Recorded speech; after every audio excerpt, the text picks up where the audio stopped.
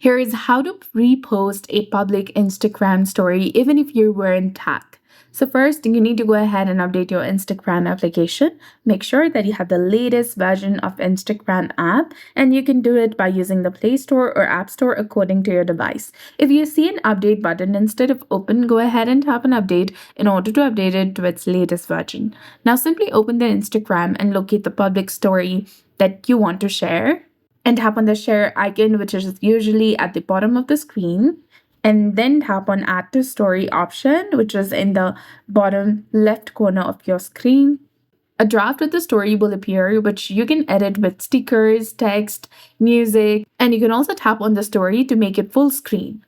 Now, select this arrow icon over here, or you can directly go ahead and tap on your story option or select close friends, and it will be instantly added to your story. Now you can go ahead and view your story, and the original story creator will also be notified.